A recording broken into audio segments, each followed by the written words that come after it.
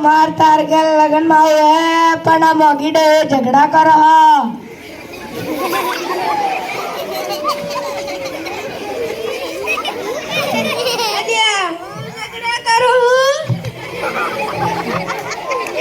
મને ખબર છે કે 25 વર્ષથી હું તને વેઠી રહી છું અને તમે કહો હું ઝઘડા કરું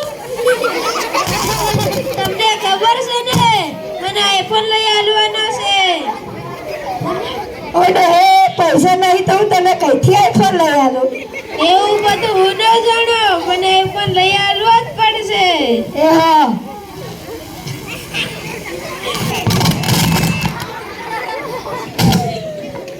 હવે તો જેને આદમી દેખો એના હાથમાં મોબાઈલ હોય ને હોય હવે તો સફાઈ વાળો પણ ફોન વાપરતો થઈ ગયો છે એ ડોહા હવે તો મને આઈફોન લઈ આવ એ અરે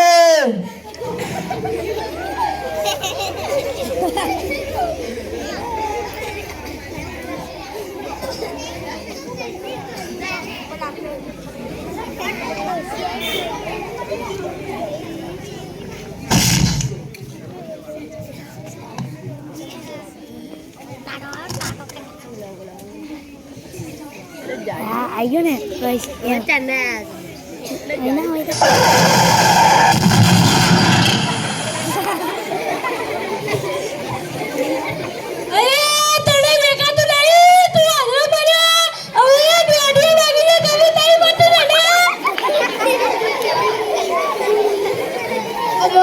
મોગી બા પેલા તમારા છોકરાઓને પેલા બાઇક વાળા ઉડાડી નાખ્યા ચાલો ફટાફટ કોને મારા દીકરાઓને ઉડાડી નાખ્યા હવે તો એને ધોવું જ પડશે તમે ચાલો ને ચાલો તમારા પગમાં મગ ભર લાગે શું ઓડે તે તો મને મખણા નહીં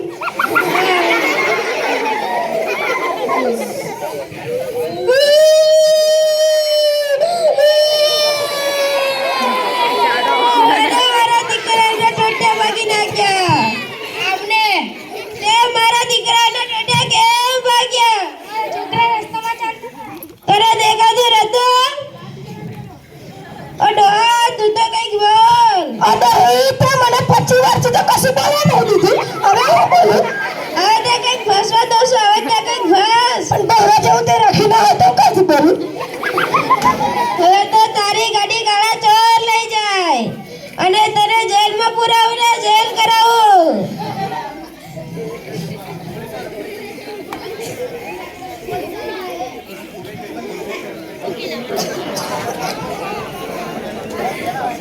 રેસીપી આલા આ કપડો કોનો છે એક હોય તો લીલા એક પાસે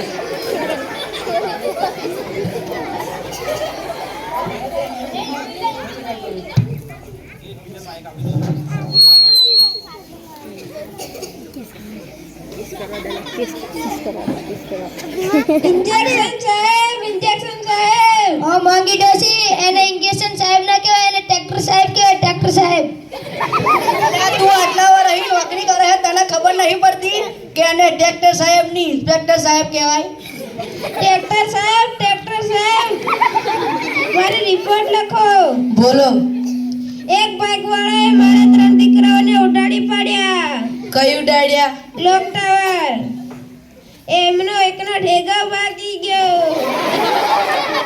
એકનો પગ ભાગી ગયો અને એકને દુખે લખો ને લખો લખ્યું તમારો કેસ નોંધાઈ ગયો છે કાલ સવારે તમારે અદાલતમાં આવી જવાનું અલ્યા તું શું ખાય છે તારું પેટ કેટલું ફૂલી ગયું છે લાવ ટોપી લાવ મારા દીકરાને પહેરવા કામ લાગશે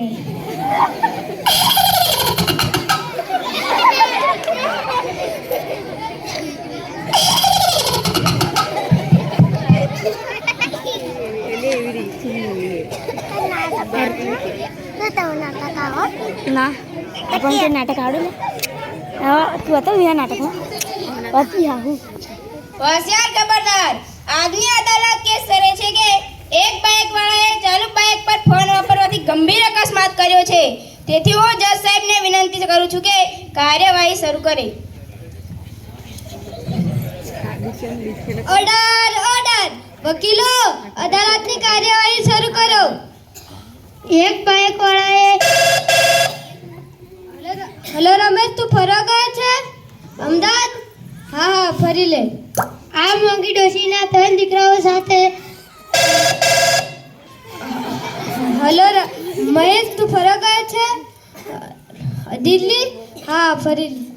ગંભીર અકસ્માત થયો છે, તેમાંથી 2 દીકરા હોસ્પિટલમાં દાખલ છે.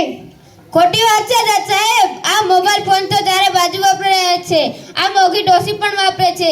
જજ સાહેબ, તમે પણ વાપરો છો, તમારી ઘરવાળી પણ વાપરે છે, તો આ સુરેશભાઈ મોબાઈલ ના વાપરે? જજ સાહેબ, મોબાઈલ વાપરવાનો કોઈ ગુનો નથી, પણ એ મોબાઈલ વાપરવાનો ગુનો ચાલુ વાહન વ્યવહારમાં છે. મોંઘી ડોસી, તમારે કંઈ કેવું છે? જજ સાહેબ, મારે તો કશું ના કહેવું, અને જેલમાં પૂરો, નહીં તો બીજા 4-5 ને ઉડાડી પાડશે. સુરેશભાઈ, તમારે કંઈ કેવું છે?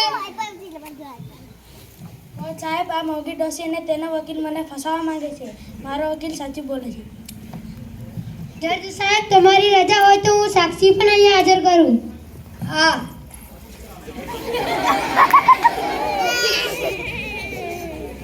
ચંપકભાઈ, આ મોંઘી ડોશીના 3 દીકરાઓ સાથે ગંભીર અકસ્માત થયો ત્યારે તમે ત્યાં હાજર હતા? હા, હું ત્યાં હાજર હતો. તમે જોયું? હા, હું ત્યાં જોયું. શું આ સુરેશભાઈ ફોન વાપરતા બાઇક ચલાવતા હતા? એ બધી મને નથી ખબર, પણ ધડામ દઈને અવાજ આવ્યો ત્યાં હું દોડીને ગયો હતો. જોઈને જજ સાહેબ, આ મોંઘી ડોસી અને તેમના વકીલ પાસે કોઈ સાબિતી નથી.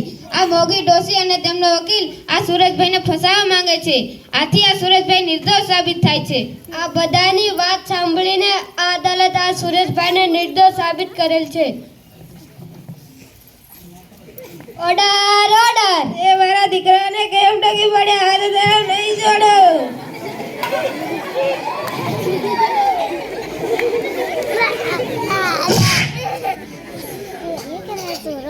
તું ભલે અદાલતમાં બચી ગયો, પણ તું ઉપરની અદાલતમાં તું કદી ન બચી શકે.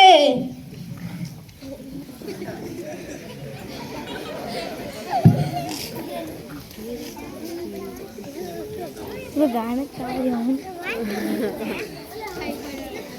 કોને ફોન કરવા વાસી તારે કહીએ તમારો તારી ગણો તારી જતી જાવું મારે કશી કનો મોલ એમાં કશી કા આવો મારે કશી કે તું કહેતો આવો આ પેલો ગારબો ને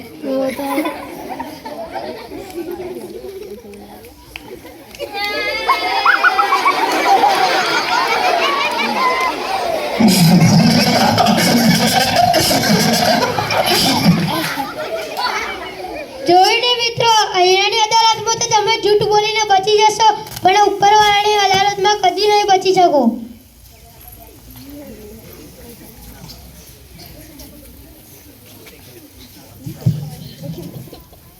આજથી હું પ્રતિજ્ઞા લઉં છું કે ચાલુ વાહન વ્યવહારમાં કદી ફોન વાપરું નહીં. જય હિન્દ, જય ભારત.